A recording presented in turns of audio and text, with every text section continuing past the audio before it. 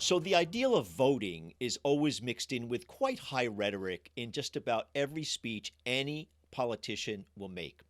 But the truth is that most incumbents don't really want mass voter participation because, hey, if you're an incumbent, you have no idea who is going to turn out.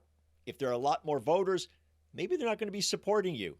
Now, it is true that Donald Trump and the Republican Party are doing everything possible to suppress the vote this November, especially by undercutting the Postal Service, which is the topic that I'm going to explore today. But it's also important to look, as I will with my awesome guest, at a longer term solution, and that is universal voting as a civic duty. I'll also have a look at the oppression that garment workers are facing in Haiti, which might make you think perhaps a little bit more about the clothes you wear. This is Jonathan Ticini, and welcome to our broadcast for August 19th, 2020. It's great to have you with us on the show.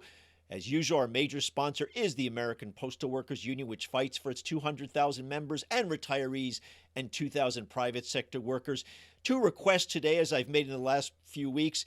If you've been listening to this podcast as an audio product over the last perhaps 3.5 years since we've been doing it, consider going over to YouTube and subscribing to our new YouTube channel. That's the Working Life Network with Jonathan Ticini, even if you're going to continue to listen to the podcast as an audio product. If you help us by subscribing to our YouTube channel, that allows us to expand our reach and bring us this information to lots more people, information I think most people don't get anywhere else.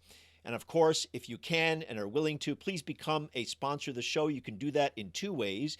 You can go over to workinglife.org, click on the podcast tab, and look for the link to Patreon, where you can become a one-time sponsor or perhaps a monthly sponsor, a regular sponsor. You can also do that through ActBlue. We've partnered up with ActBlue, and you can find us at ActBlue, the Working Life Network, with Jonathan Ticini. And again, there you can become either a one-time sponsor or a monthly sponsor, whichever fits your particular budget. So voting in America, compared to many other countries, is not easy. That's always been true. Election Day, for example, is not a holiday like it is in many countries, nor is it even on a weekend, which might make it easier for working class people to vote. So now Donald Trump's relentless effort to undermine the vote in November, let's be clear, he is doing everything possible to suppress the vote. In this case, by crippling the Postal Service and trying to make it impossible for people's ballots to be counted on time, his efforts are surely corrupt, but he's building on a rickety system that has existed for decades. So let's talk about Donald Trump's attempt to suppress the vote and the broader question about how to get more people into the voting process with a longtime friend and colleague, Miles Rapoport. I got to know Miles many years ago as part of the work he was doing in building a Northeast progressive coalition between labor and other constituencies, and specifically in his role as the Secretary of State for Connecticut. So this is a guy who knows the mechanics of voting down to the nitty-gritty. This is not just some theory for Miles. He's now actually the Senior Practice Fellow in American Democracy at Harvard's Ash Center, where he's advocating for a universal civic duty voting. That's right, a requirement that everyone votes. So, Miles, you're probably one of the leading experts on the question of voting in the country, partly because you've done this as an intellectual thinker and someone who's run nonprofit organizations like Demos, for example. Part of Demos's brief was voting and democracy and expanding the rights of people to vote. And you've got all this experience at the granular level as a Secretary of State about how the actual voting mechanics work. So I want to lead off by asking you this question around the fear-mongering that Trump has ignited about voting by mail in the context of the pandemic. And so how much of this is just Trump fear-mongering to suppress the vote? How much of this is actual corruption, where you see post office boxes in the street being removed, people are concerned that the mail sorting devices are disappearing, or how much of this, and I'm not necessarily saying this is not a problem, is simply the chronic underfunding of the election system and the postal system at a time where we're going to have this deluge of mail balloting? Right, right. Well, Jonathan, thanks for having me. And the truth is, it's both of those things. I think what Trump is doing now is a twofold assault. One is to do all the fear mongering and trying to say that there's a lot of voter fraud, which every single study that has been done over the last 20 years says it's just not. It just doesn't happen. um, you know, teeny small little pockets of things here and there, but this is a non-issue that Republicans generically over the last 15, 20 years, and Trump, because everything is magnified with him, over the last year has really just, created this nothing burger, as someone would say. Anyway, but I think that so the idea is to just discourage people from wanting to vote, raise questions about whether your vote's going to count, et cetera. And then the second piece that's new is a genuine, serious assault on the U.S. Postal Service, which is essential always and has done always an incredibly good job of dealing with absentee ballots. There's high levels of professionalism. They're really strong unionized workers there, and and have done it. But he installed a postmaster who is doing his bidding, and under the guise of cost cutting, is, I think, creating a situation in which there will be major delays, and this could be real, unless it's reversed, which I think is a good possibility. This could really, those two things put together could really put a chill on people making use of mail-in voting at a time when it's a necessity because of the COVID virus. And the Trump crony who was put in place as Postmaster General, is he doing this and undermining essentially mail in ballots by not putting enough money into the system or literally hampering it in its current existence at the level it currently operates? Which is happening more, or is it just both? No, he's undercutting it in its current form. What we've Explain heard, how. Explain how. yeah, he's canceled overtime. So obviously, one of the ways the post office manages to deliver on time is that people work overtime. Many of the post offices have the motto, "We don't go home until the last letter leaves the post office." And of course, if you bar overtime, that's not going to happen. And so we know that there are truckfuls of mail that are just being left there because people have to leave at 5 o'clock and or they don't get paid. And then he has been removing mailboxes, Hmm. and also removing some of the mail sorting machinery. All this you can attempt to justify as cost cutting in a department, in a system that's always has some waste in it. But I think this has been weaponized by Trump through his crony in ways that are definitely directed towards undercutting mail-in voting for the election. So if you were Secretary of State right now of Connecticut, which you served in Right. previous life, what would you do? How would you make sure that the mail ballot would proceed flawlessly or as much as possible, given what we expect to be a huge influx of mail ballots for because people are concerned about going to the actual polling places? What would you do? Well, I would do several things. One is, to the degree that it's possible, either as Secretary of the State or through a gubernatorial order or through a special session of the legislature, all of those are possible. Um, make the time that the absentee ballots or absentee ballot applications are sent out earlier, Mhm. so that people have more time to do it. I would do a major public education campaign to say to people, don't let it sit on your kitchen table. When you get your application, mail it, because most of the uh, ballots go out 30 to 40 days before the election, so Mhm. that's plenty of time, even in a post office that's being slowed down. But if you wait and assume that it's not going to work. So I would be trying to extend the deadline and also extend the counting, so that if in fact ballots are coming in late through no fault of the voter, there's more time to count them. Second thing I would do would be to make sure that people utilize early voting. 37 states now have in-person early voting, anywhere from 5 to 25 days in advance. And so you can return your absentee ballot. Instead of putting it in the mail, you can take it to a drop box or return it to your local town clerk or registrar. So there are ways in which I think people can compensate for the idea that the mail is slower. Mm. So let's divide up those a little bit in pieces. Is it in the power of the states on their own to say, we're going to give, I'm just going to make this up, 3 or 5 or 7 days after election day for ballots to arrive in order to count them and make them valid? Can the states do that on their own? Yes, I believe that they can. There are a couple of lawsuits from the Republican Party and the Trump administration to attack that and to try to challenge the um, lowering of deadlines. So this will be, this is going to be the most litigated. And so it's hard to predict exactly how judges in various states are going to decide. But generally speaking, that's a state option, or even in some situations at county options to change the way the counting is done. Another thing that even local jurisdiction can do is start counting the ballots earlier, Hmm. or at least do part of the work earlier, so that they can accommodate more absentee ballots.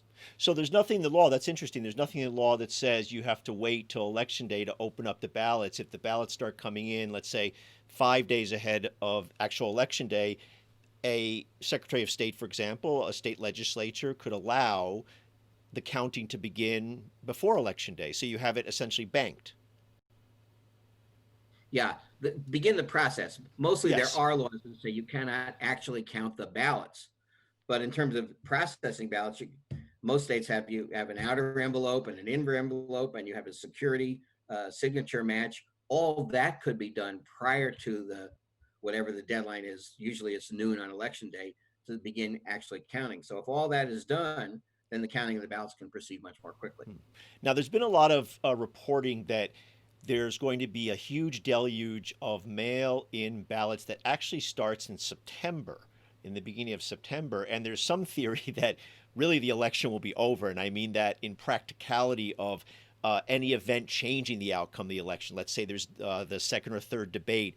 Joe Biden makes a flub. I'm just, giving an example. It really won't matter because of how many people will have already cast their ballots so early because people want to do it early. So won't that be a way of basically getting around this fear mongering and what Trump is trying to do to undercut the election if there's a huge early balloting? And isn't that a strategy to encourage people, as you kind of referenced before, to go out and vote as soon as you get your ballot? Uh, Yes, I mean, the first reason is to make sure that postal delays don't Yeah. make your ballot not count. Okay. But it is also true that, I think for campaigns, the more votes you can have, people you can have voting early, whether that's by mail or whether that's by early voting or whether it's by ballot drop off, the better. And it does change the nature of campaigning. It's really Hmm. interesting. To the degree that campaigns rely on sending out some miserable, dirty trick material a week before the election, that's not nearly as effective anymore. Hmm. And so I think that it requires campaigns to put out their message, put it out early, be clear and consistent about it. I think overall that's a good thing. Now, I want to shift the conversation because, in a sense, we are talking about, in some way, the small uh, tree in the forest about Right. voting. Because the real problem in this country is that most people, or lots of people, just don't vote. We have just a system, putting aside what's happening now, we have a system that frustrates people's ability to vote, even if they want to. And you're at the forefront of trying to do something called universal civic duty voting. So, first of all, explain that in a short version. What is that? Okay.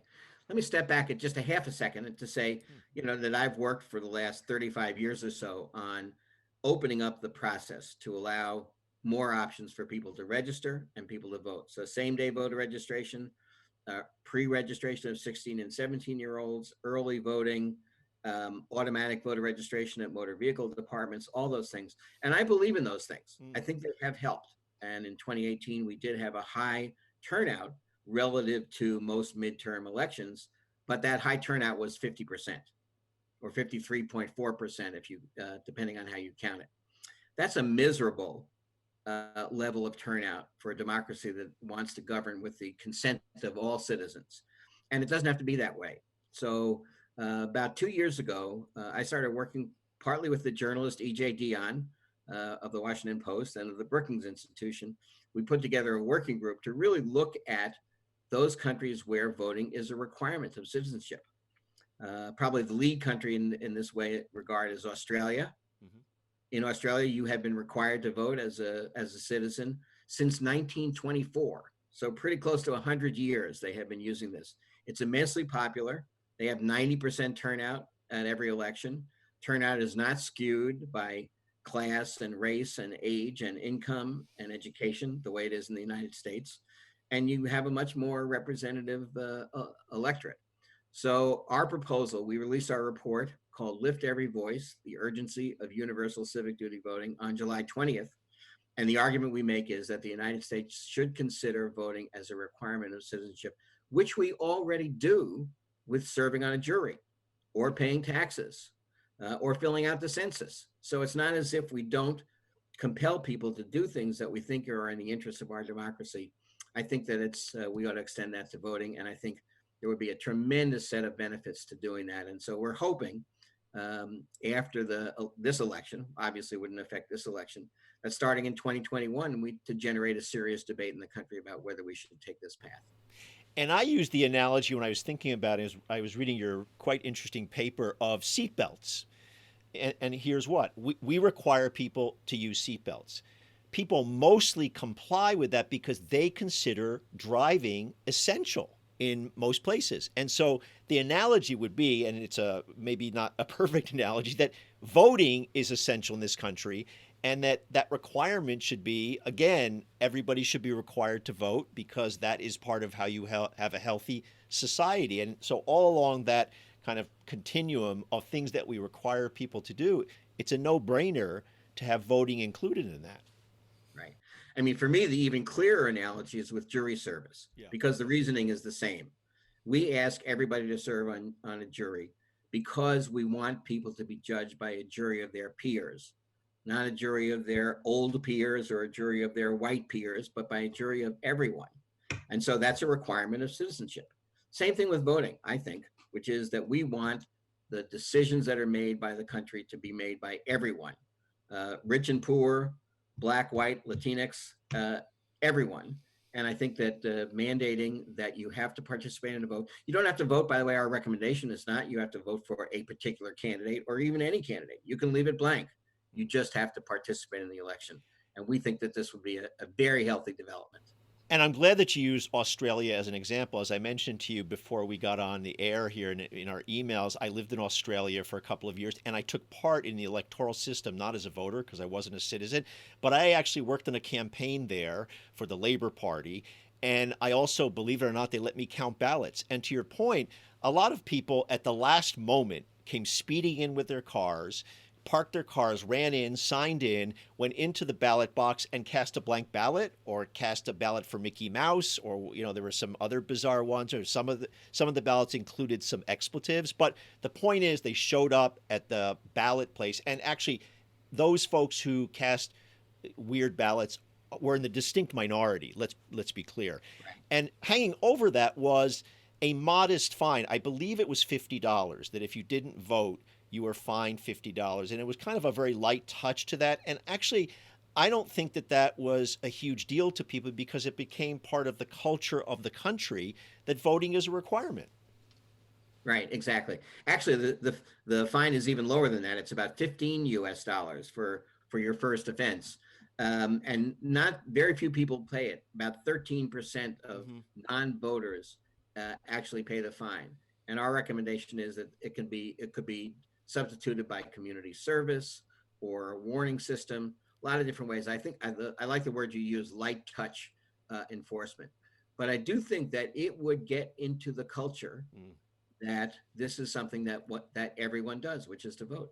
And by the way, campaigns would no longer have to spend millions and millions of dollars trying to do turnout because they would know everybody was voting, and they would have to tailor their message to the entire electorate because everybody's listening all the time and they're all going to vote. So just sort of firing up your base and discouraging the other candidate's base doesn't work in that system. So I think it would be better in lots and lots of ways. So we're going to try to make this into a national conversation, and thanks for the opportunity to let me talk about it. Well, I'm happy to. And sort of as a wrap up question, then, it's kind of the question of the cart before the horse, which is a lot of the reason that people don't vote is because they think it doesn't matter, meaning that politics don't matter.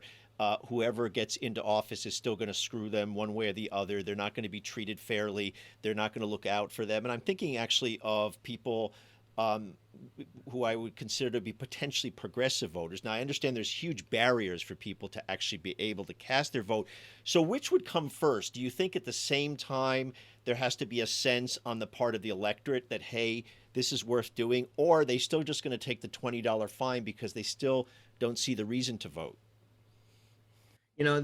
I've always felt like saying this is the one reason people don't vote or that is the one reason people don't vote. It's always a mistake. Good point. There are definitely some people who don't want to vote because they don't feel like it or they don't feel represented. But there are other people for whom they haven't heard about it. Nobody's knocked on their door because they're not registered. So I do believe that if procedurally we both make it easy for people to register and vote, and then subsequently also require them to vote, you've done a half of the horse or a half of the cart, whatever.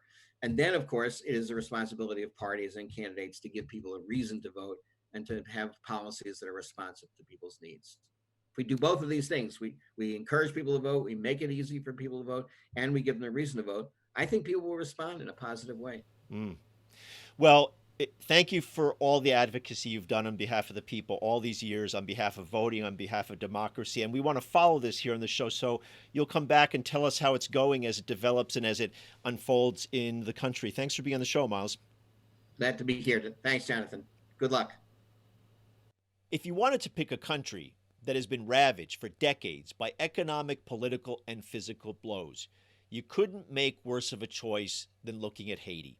This was a country that endured autocratic rule for decades by the father and son Duvalier regimes who looted the country and made paupers out of most of the population. Then you add on top of that a 7.0 earthquake in 2010, which was especially apocalyptic because any poor country always has less ability to cope with a natural disaster. Haiti, in fact, is the poorest country in the Western Hemisphere, with a per capita income of $756. That's per year. 80% of the people live in poverty, and life expectancy is 63 years old. The corona pandemic has now hit Haitian workers just hard, hard, hard, especially workers who are making a few bucks turning out clothes in garment factories, which was a harsh job, but one that was one of the few stable jobs in the so-called formal economy, meaning a job where you got a paycheck from a specific employer who, in theory, also was paying into healthcare funds to cover your healthcare. Or maybe that employer wasn't paying that money up, as we will now hear from our great guest. Lauren Stewart has been working on Haiti for a decade. She is the Regional Program Director of the Americas at the Solidarity Center. And Lauren, it's almost sad and depressing to focus a story on a country like Haiti that has gone through so much over the past several decades. I mean, as you quite well know, first of all, Haitian workers, the Haitian people, lived 30 years under Duvalier, both the father and then the son, who are essentially dictators, autocratic. They ripped off the country. They stole people, government money outright. And then you have most recently the devastating earthquake in 2010, the 7.0, I think it was, earthquake that just completely destroyed the country and devastated folks. Then you had a follow-up earthquake in 2018. Haiti is the poorest country in the Western Hemisphere, and the per capita income is somewhere around $750, $1,000 a year, I think. You'll correct me on the statistics. And 80% of the people live in poverty. And then you have garment workers who are being exploited terribly in this country. And those garment workers really depend on that job and decent income to basically just try to make it through and not starve, right? That's right. As you laid out, Haiti has gone through a lot. Haiti has been put through a lot since its inception as a country, the first Black Republic. And so it's been a source of free labor and now a source of very low wage labor for many countries. And the garment sector is primarily a source. The garment sector represents one of the largest, if not the largest beyond the public sector, source of formal employment in Haiti. There are about 50,000 workers, the majority of whom are women and often the only wage earners in their families. And they earn incredibly low wages. According to a recent Solidarity Center estimate that we did actually before prices skyrocketed in response to a period of social unrest due to corruption and fuel hikes, we see that the cost of living is 4 times higher than the minimum wage for garment workers. So it's impossible to make ends meet. And now we're at a place where we have the pandemic, right? And so that is having particular ramifications for workers in the sector, not only in terms of putting them at risk of contracting the virus, but we're seeing that their hours have been reduced, and there are some issues with being able to access healthcare, which I hope we can get into a bit more. Yes, that's going to be the main focus of the conversation. I want to make one other note about the garment industry. It seems like the garment industry is almost head and shoulders among many corporations, multinational corporations along the so-called global supply chain, because in countries all across the world, and the Solidarity Center has been right on this everywhere, in Asia especially, the garment sector, the garment industry really does look for places to exploit workers, whether it be in Bangladesh or Haiti. And frankly, then we as consumers benefit from the exploitation of these workers by the cheap clothing that we wear. And I think that that's important to highlight so people are really aware of that. That's right. It's a whole system of oppression that's in place, and it's really upsetting for consumers to know that they're, unintentionally participating in that system. And that's why it's really important. The best way to deal with this is to have workers be able to come together to organize and join unions in these countries so that they can improve their working conditions and wages. That really is the key to addressing these issues. And as you noted, the real context of our conversation is what's happening now in Haiti right now at the time of this pandemic and the mobilization on the part of workers. And I guess one thing that triggered the specific mobilization that we're going to talk about is the death of one worker. Am I right? So tell the story of that, what happened, and then what that has ignited in Haiti. Sure. It's a very sad story, sad for many reasons. One, possibly because it was preventable. That's the possibility, but also because it's a very common story. So we're just going to hear one today. And it's the story of a 30-year-old garment worker named Sandra Renee. Sandra worked at the Palm Apparel factory on the outskirts of Port-au-Prince for a decade, so a third of her life. Showed up at work, worked hard to produce t-shirts that were shipped internationally, t-shirts that are for a brand that probably all of us have in our closet at home. And she fell ill in her 6th month of pregnancy. It was her first pregnancy. And she went to the hospital to seek care. When she arrived at the hospital, she was informed that the employer, the factory, had not paid into the healthcare system, despite deducting dues from her paycheck for the past 10 years. Now, the insurance system, the acronym that we call it is OFATMA, and it's a autonomous body that's run under the umbrella of the Ministry of Social Affairs and Labor.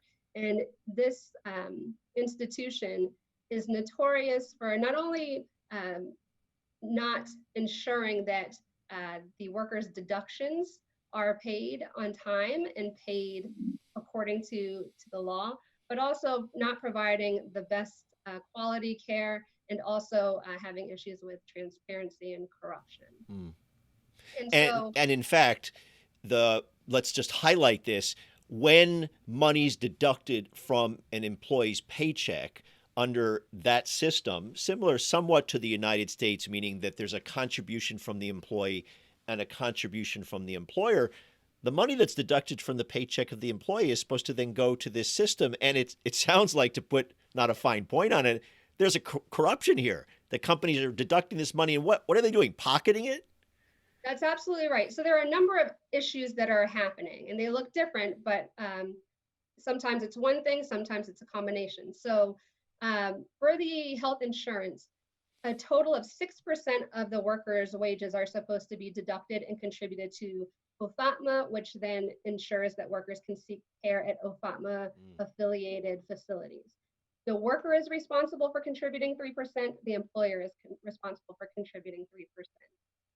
So what happens is that either the employer has not registered the worker in the OFATMA system, or the employer is deducting the worker's 3% contribution and keeping it for itself and not forwarding it on to the system, or just doesn't make the deductions at all, either for itself as the employer or on behalf of the worker. And so all the while, the worker thinks that these contributions have been made, often because the deductions are being taken, and then they show up at hospitals when they are in need of care and find out that that's not going to happen, because you also have to pay ahead of receiving care in Haiti.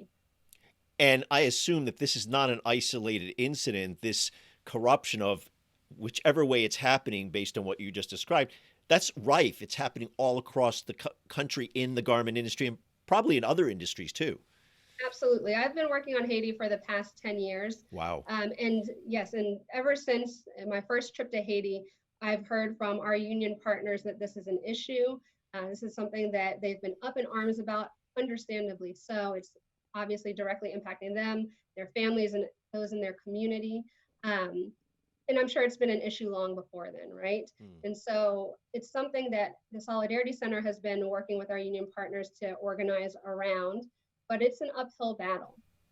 And I assume, correct me if I'm wrong here, you're the expert on the country, obviously 10 years working there, good for you.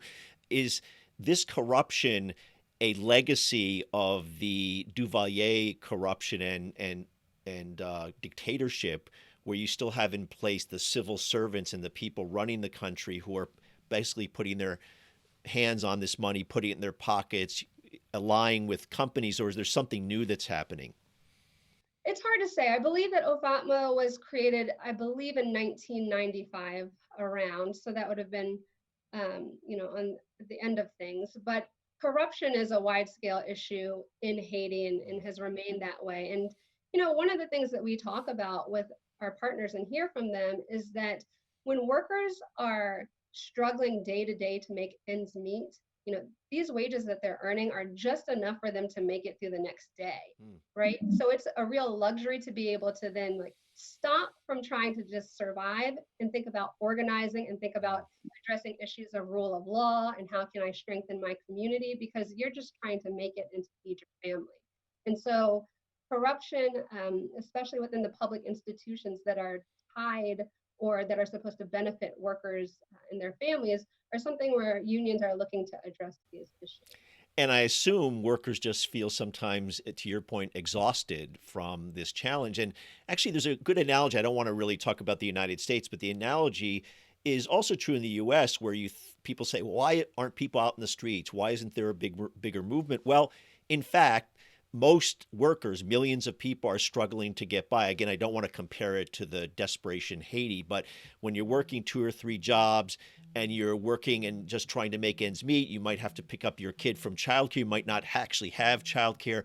The idea of activism is very far from your mind. But let's come back to Haiti, and let's then pick up the story of this individual, Ms. Renee. And so what happened then?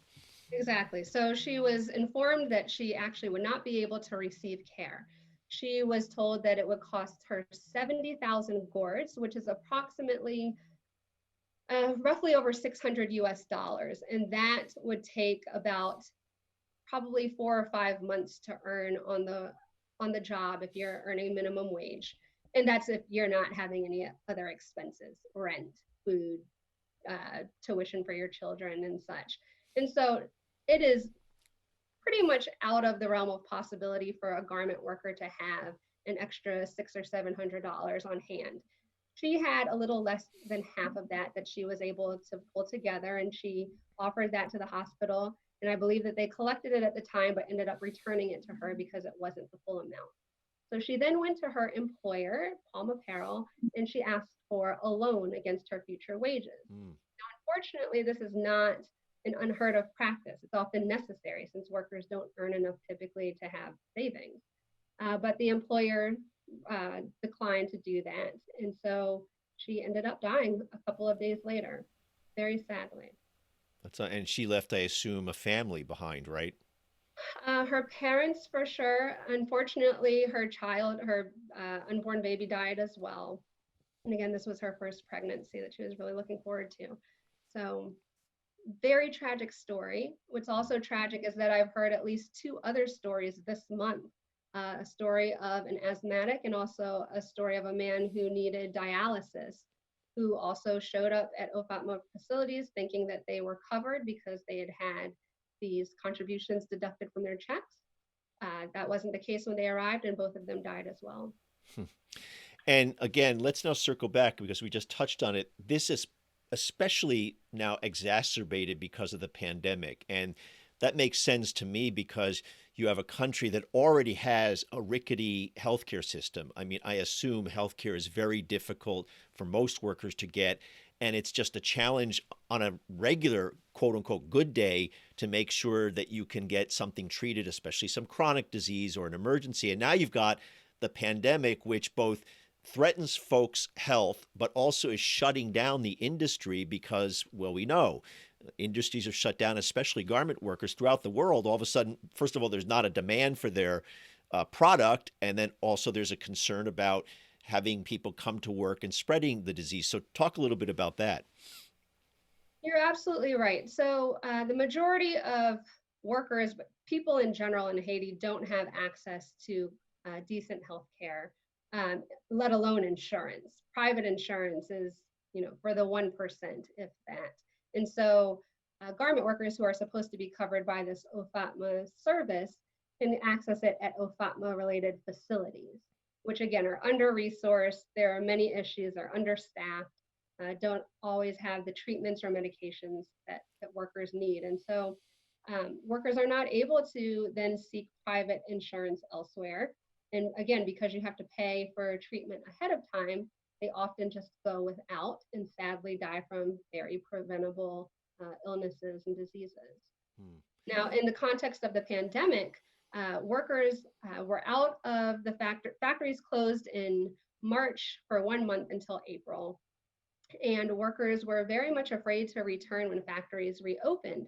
Now, the factories have put in place measures, for instance, for temperature checks and hand washing and social distancing, but you really have to take that with a grain of salt because workers don't have cars, for instance, to get to and from the factories. They have to either walk through incredibly busy marketplaces or take public transportation, which involves like informal buses where 70 or 80 people are crammed in. And so they really risk picking up the virus on the way to and from work and then spreading it once they're there because there are still plenty of people in these industrial parks. And it's very, very easy to transmit. There aren't great records right now of how many people have been infected. A couple garment workers have come forward and reported that. And to underscore how little folks make and how desperate people are right now because those jobs are not there, I noted you almost mentioned this kind of in a very subtle way in the document that I read, which was, to me, jumped out that the standard work week in Haiti is 48 hours. So if I read that correctly, the standard work week is 6 days a week. And then when you are able to have that standard work week, you get paid for 1 day, for Sunday to be off. So it's arduous. It's really backbreaking work in terms of the schedule on a good day. That's absolutely right. I'm so glad that you raised that point, Jonathan. And this has really become an issue during the pandemic because what we're seeing and hearing from our union partners on the ground in Haiti is that employers are using the pandemic as an excuse to cut their hours to less than 48 hours a week, right? Now, 48 hours are arduous and there's lots of negotiation and improvements to be done so that that can be reduced maybe to a 40-hour work week and have Saturday and Sunday as paid days of rest. But right now what we're seeing is employers are cutting workers back to between 3 days a week, which initially was required for social distancing. But now we're seeing them cut it just slightly back to 45 hours per week. So still an exhausting week, but just shy of the 48-hour requirement that you need to be able to earn a paid day of rest. And so workers are, really having a hard time working this really intense schedule, and now they don't have a paid day of rest. So they're earning less, they're at risk of COVID, they often won't have access to health care because of the tricks that employers are paying, essentially stealing from them their contributions. And yeah, it's a terrible situation. And, we are working very closely with our partners to push back, supporting them in their organizing. Many of them have taken to the streets. In fact, they marched Sandra's casket to the OFATMA offices to protest and to make their very specific demands heard to the OFATMA office. And that's justice for Sandra's family in the form of compensation, but also reforming the OFATMA system and other social security systems in Haiti. This is capitalism exploitation on steroids. As I said, I've seen this all across the world in the garment industry. So as we wrap up in the last minute or so, give us a sense now, what's the goal? What's the strategy? What are the unions trying to do? I noted that there's been some talk with the government about improving this system, but I guess, again, facing this pandemic, you're trying to undo a deeply corrupt system in a short amount of time to really save lives. So tell us a little bit in short version, what's the strategy now? What's the campaign? Yeah, so it's a very multi-pronged strategy, right? So making sure that workers know what's going on. They know that their rights are being violated. They know that they are being exploited, but knowing what the law says about that is also really important, and making sure that they are organized within unions. So for instance, we work with two really strong unions right now who are focused on this issue. Sandra's union, which is the Thai Ouvrier, and another union in the garment industry that goes by the acronym GOSTRA. And there are a few others as well who are paying attention and organizing. So the education and organizing piece is critical, but also making sure that brands are engaged in helping our union partners to communicate with them what is needed, because brands are also paying the factories in Haiti, to pay the wages, but also the contributions on behalf of the workers. So I would imagine that they would be concerned that what they're paying for the compensation package to workers is being kept by the factories. I'd imagine they'd want to know that. But so making sure that brands are engaged, but also making sure that the employers, because it's not hard for employers to forward the contributions that they're deducting, right? Like that does not take systematic change. Redoing social protection systems in Haiti and getting at corruption, those are longer term things. Making sure that the employers are writing that check at the end of every month and forwarding it on to OFATMA, that's something that can be fixed overnight.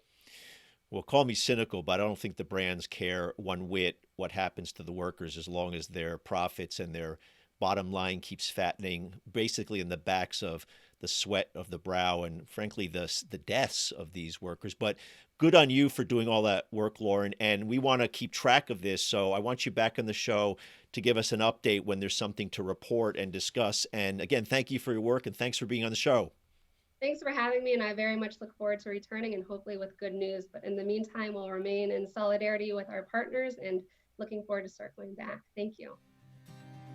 That'll do it for this week's broadcast. Thanks to my guests, Miles Rapoport and Lauren Stewart. Our editor, as usual, is David Hebden. Our major sponsor is the American Postal Workers Union. You can do two things to support us. If you've been listening to this show as an audio product, please consider going over to our YouTube channel, The Working Life Network with Jonathan Tassini, and just subscribing to that channel, even if you're going to continue to listen to the podcast as an audio product. You can also become a financial supporter of the show. You can do that, as you know, in two ways. One, by going over to workinglife.org, looking for that podcast tab, clicking on it, and going over to Patreon, where you can sign up either as a monthly sponsor or a one-time sponsor.